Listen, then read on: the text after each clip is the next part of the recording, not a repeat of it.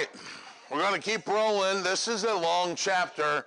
We're about at a natural break for a daily class. The online people, you just keep rolling on through anyway. Buying, we're at the bottom of 246. Now, we're going to talk about something here, but then I'm going to change it when I'm done. So don't ask questions yet. Let me get all the way through it before you get to the question, because one of you are going to ask the question, and I'm going to solve it for you before you get there, okay? You can actually buy a property subject to the loan that's already in place. All right? Remember we talked about a quitclaim deed, and I said a quitclaim deed actually does what? Transfers my interest into the property, whatever there is. My interest might be $556 a month for the next 360 months for the total of $200,000. You may say, I'll make that payment, so I'll sell you the house subject to that loan that is already in place. That is called subject to. All right? You now are making these payments for me. All right? Remember what a mortgage was? It is a equitable, voluntary, specific lien. So if the mortgage is on 12 Smith Street and I walk away from the ownership of 12 Smith Street, do I have the mortgage anymore? 1 + 1 is 2. The mortgage is on 12 Smith Street. Remember, it only attaches to real property. That's why it's called in rem, to the thing. I quit claim my ownership of that property to Kim, who now must pay the mortgage. Kim, the mortgage is on that property. She owns the property. She bought it subject to my loan. Right? Kim misses a payment. Who do you think they're going to come after? Me. Because they don't know that I did the deal with her in a quitclaim. That's called a subject to. All right? There's a second way. I told you when we started this, no questions. I'm going to answer it, I guarantee. If I don't, you win the star for the day. The second way is called an assumption of the mortgage, where Kim's going to assume the responsibility. In this particular case, she and I get together, we actually call our mortgage company and say, hey, take my name off, put her name on. And she's assuming the responsibilities of the mortgage. She also gets all the credit for everything I've paid. Now, when Kim misses a payment, guess who they come after? Kim. Technically both, because they won't let me off. But yes, Kim's the point I want to get at. So the biggest difference between the subject to and the assumption is typically does the bank know?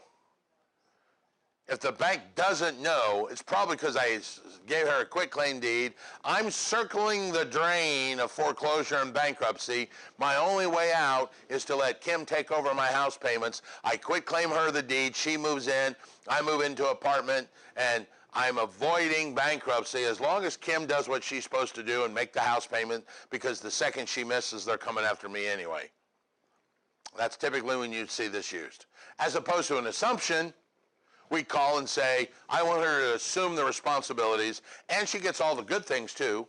Like I said, the money I've already paid, the credits, those are all hers. All right?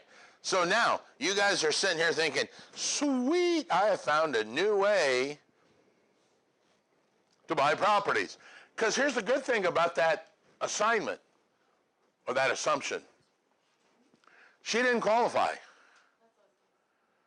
I qualified for the loan. And it's still on my credit score. No, it's not even like a cosigner. They didn't do any financial check on her at all. Everybody see the beauty in this? Sweet. It ain't gonna work that easy. There is a clause inside the mortgage on page 247. It is called the alienation clause. Some of us call it the due on sale clause. Technically, it's the due on sale or lose control of beneficial interest. But the easy way is called the alienation clause. Remember alienation? We used that word before, which when we got rid of the property, voluntary alienation meant a sale.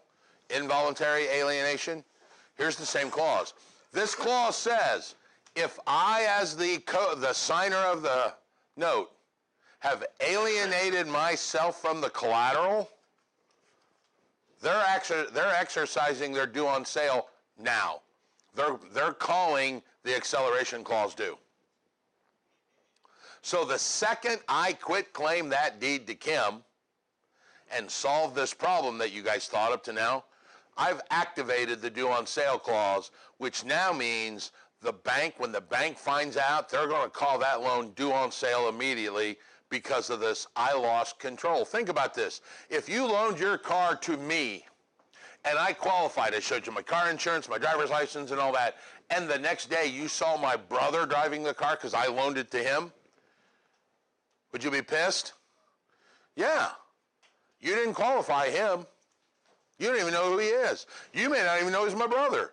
All you see is your car going down the street with somebody that wasn't who you said it was supposed to. You're going to call me up on a meeting and go, hey, I want my car back right now. Same concept. Whether it's the assumption or the assignment. Now, typically on the assumption, the bank will, since the bank knows, they will either say, no, we're not doing the assumption, sell the house, or if they allow it, then they won't exercise. You see what I'm saying? They're not going to go, yeah, we allow that. Hey, what'd you do? They're going to know. But if I do the quit claim deed because I'm circling the bankruptcy drain of disaster, and I quit claim Kim the property so that I get rid of the mortgage and all of that, the second the bank finds out, they're going to activate the due on sale, which triggers the acceleration clause, and they're going to call that loan due. So while that seems like a really cool deal, doesn't really happen in the real world. It might happen for a couple months because the bank is so busy dealing with all these problems, they won't know that we've trained ownership. The only time we really would know is when she makes that faux pas and doesn't make a payment. That's going to trip them up. Oh, hey, wait a minute. That's not even Raymond's signature. Yeah, we got to look into this one now. Keep making the payments. Usually you can get away with it for a while. They eventually will find out. You actually want to record a deed, a trust, or a mortgage. That way there's no discussion down the road. In case you want to argue with somebody, you can go to the recording and say, okay, well, you said what? I say this. Tell you what, let's do. Let's go to the recorder's office and get the officially one that we recorded with your signature and my signature. Then we can look at it and see what it is. All right? So they will record deeds of trust. And remember, we have talked about recording mortgages. They record the same way. They got record by date, paid out by priority. First lien, second lien, junior lien, fourth lien, however you want to find out. Here's another shocker. It goes with this mortgage, but it goes later.